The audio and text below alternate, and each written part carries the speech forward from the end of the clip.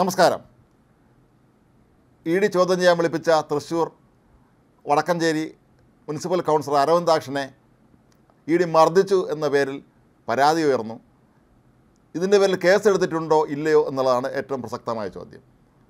CPM സംസ്ഥാന secretary Govinda മാഷ് പറയുന്നത് കേസെടുത്തു എന്നാണ്. അതേസമയം പോലീസ് പറയുന്നത് കേസ് എടുത്തിട്ടില്ല എന്നുമാണ്. ഇത് നമ്മളിതിൻ്റെ കൂടുതൽ അന്വേഷണം നടത്തുമ്പോൾ മനസ്സിലാക്കാൻ കഴിയുന്നത് പോലീസ് ഇനിയും കേസ് എടുത്തിട്ടില്ല എന്നുള്ളത് തന്നെയാണ്. ഗോവിന്ദ മാഷിന് എവിടെ നിന്നാണ് ഈ വിവരം കിട്ടിയത് എന്ന് മനസ്സിലാവുന്നില്ല. കാരണം പോലീസിന് അങ്ങനെ പെട്ടെന്ന് കേസെടുക്കാൻ കഴിയുകയില്ല. ഇ.ഡി. പോലെയുള്ള കേന്ദ്ര സർക്കാരിൻ്റെ വളരെ പ്രധാനപ്പെട്ട ഒരു അന്വേഷണ ഏജൻസിയിലെ ഉദ്യോഗസ്ഥന്മാരെ ഈ ഇത്തരത്തിൽ ഒരു മർദ്ദന കേസിൽ അവർക്ക് കേസെടുക്കാനോ അറസ്റ്റ് ചെയ്യാനോ ഒക്കെ ഒരുപാട് ഔപചാരികതകൾ ബാക്കിയുണ്ട്.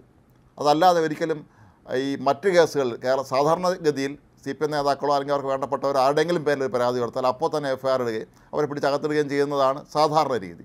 പക്ഷേ ഇ.ഡിയോട് കളിച്ചാൽ അത്ര എളുപ്പമാകില്ല എന്ന് നന്നായിട്ട് അറിയാവുന്നുള്ള പോലീസ് ഉദ്യോഗസ്ഥന്മാർ ഏതായാലും അക്കാര്യത്തിൽ അവർ കൂടുതൽ കാര്യങ്ങൾ മനസ്സിലാക്കി കൂടുതൽ പഠിച്ച് അതിന് കൂടുതൽ വിവരങ്ങൾ ലഭിച്ചതിന് ശേഷം മാത്രമേ ഒരു നടപടിയിലേക്ക് പോകാൻ അവർക്ക് കഴിയുകയുള്ളൂ.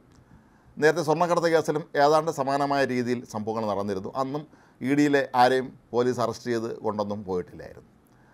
ഇപ്പോൾ ഇത് കേരളത്തിൽ ഇ.ഡിക്കെതിരെ വളരെ സംഘടിതമായൊരു നീക്കം നടത്താൻ തന്നെയാണ് CPMൻ്റെ തീരുമാനം എന്നാണ് മനസ്സിലാക്കാൻ കഴിയുന്നത്. കാരണം ഇ.ഡി ഈ രീതിയിൽ അന്വേഷണം നടത്തുകയാണെങ്കിൽ കേരളത്തിലെ 14 ജില്ലകളിലെയും പ്രധാനപ്പെട്ട ഒരുപാട് നേതാക്കന്മാർ, സംസ്ഥാനതല നേതാക്കന്മാർ പോലും അകത്താകാനുള്ള സാധ്യത തള്ളിക്കളയാൻ കഴിയുകയില്ല. സാധാരണ ഇ.ഡിയുടെ ഓഫീസിൽ CCTV ക്യാമറകൾ ആവശ്യം പോലെ അവിടെ ഘടിപ്പിച്ചിട്ടുണ്ട്. മാത്രമല്ല ചോദ്യം ചെയ്യുന്നത് പോലും ക്യാമറയ്ക്ക് മുന്നിലാണ് ആളുകളെ ചോദ്യം ചെയ്യുന്നത്. പിന്നെ എങ്ങനെയാണ് ഈ മനുഷ്യനെ മർദ്ദിക്കാൻ കഴിയുക എന്നുള്ളത് മറ്റൊരു ചോദ്യം. ഇനി അഥവാ അത്തരത്തിലുള്ള ഒരു നീക്കം കേരള പോലീസ് നടത്തിയാൽ പോലും അതിന് തങ്ങളുടെ വാദം തെളിയിക്കുന്നതിനാവശ്യമായ തെളിവുകൾ ഏതായാലും ഇ.ഡിയുടെ കൈവശവും ഉണ്ടാകും എന്നുള്ളത് ഉറപ്പാണ്. അതുകൊണ്ട് തന്നെ ആയിരിക്കാം ഒരുപക്ഷെ പോലീസ് ഇവർക്കെതിരെ കേസെടുക്കാനും അവരെ അറസ്റ്റ് ചെയ്യാനും ഒക്കെ മടിച്ചു നിൽക്കുന്നത്.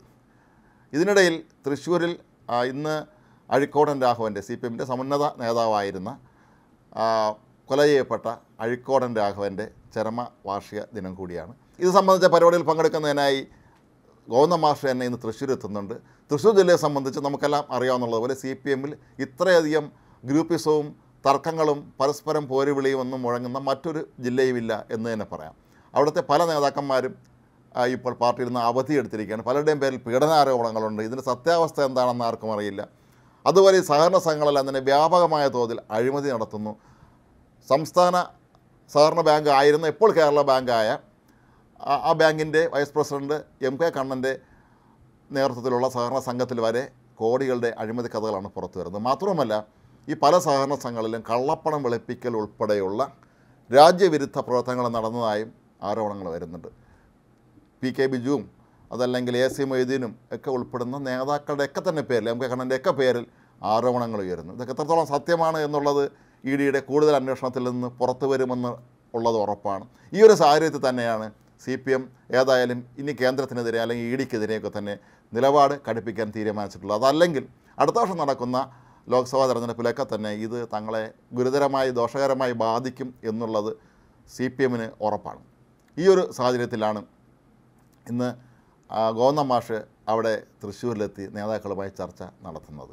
അഴീക്കോടൻ രാഘവൻ്റെ ചരമവാർഷിക ദിനമെന്ന് പറയുമ്പോൾ അഴീക്കോടൻ രാഘവനെക്കുറിച്ച് ഒരു വാക്ക് പറയാതിരിക്കാൻ കഴിയുകയില്ല. പഴയ തലമുറയിലെ വളരെ സത്യസന്ധനായിരുന്ന ആദർശധീരനായിരുന്ന ഒരു നേതാവായിരുന്നു അഴീക്കോടൻ രാഘവൻ.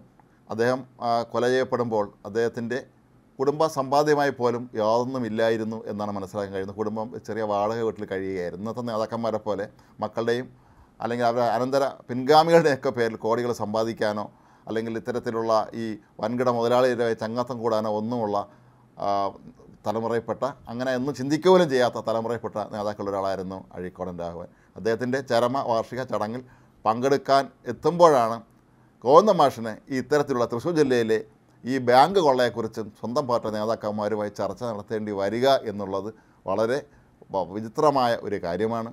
അഴീക്കോടൻ രാഘവൻ കണ്ണൂർ സ്വദേശിയായിരുന്നെങ്കിൽ അദ്ദേഹം കൊല ചെയ്യപ്പെട്ടത് തൃശ്ശൂരാണ്. തൃശ്ശൂർ ചെട്ടിയങ്ങാടിയിൽ അവിടെ ബസ് ഇറങ്ങി നടന്നു പോകുന്ന വഴിക്കാണ് അദ്ദേഹം കുത്തിക്കൊല ചെയ്യപ്പെട്ടത്.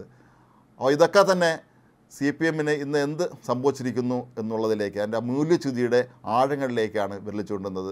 എന്തായാലും കേരള പോലീസ് ഇ.ഡിക്കെതിരെ കേസെടുക്കുന്നതിന് മുമ്പേ ഒന്നുകൂടി അവർ ആലോചിക്കും എന്നുള്ളത് ഉറപ്പാണ്. അതല്ലാതെ ഗോവിന്ദ മാഷ് പറയുന്നത് പോലെ കേസെടുക്കാൻ പോയാൽ അബദ്ധമാകും എന്ന് കേരള പോലീസിന് നിയമം നന്നായി അറിയാവുന്നുള്ള കേരള പോലീസിനും വ്യക്തമായിട്ട് അറിയാം. പിന്നെ പലപ്പോഴും ഉന്നതങ്ങളിൽ നിന്നുള്ള സമ്മർദ്ദം കാരണമാണ് അവർ കേസെടുക്കേണ്ടി വരുന്നതും പിന്നീട് കോടതിക്ക് മുന്നിൽ എത്തുമ്പോൾ ഈ കേസൊക്കെ തന്നെ തള്ളപ്പെടുന്നതും സ്വാഭാവികമാണെന്ന് പോലീസിനറിയാം. അതുകൊണ്ട് തന്നെ ഏതായാലും ഇ ഡിക്കെതിരായ പോലീസ് നടപടി അല്പം വൈകും എന്നുള്ളത് 100% ഉറപ്പാണ്. കാരണം കേരള പോലീസിന് കാര്യങ്ങളറിയാം, പക്ഷേ അവരുടെ കൈകൾ ബന്ധിക്കപ്പെട്ടിരിക്കുന്നു എന്നുള്ളതാണ് അതിൻ്റെ പ്രശ്നം.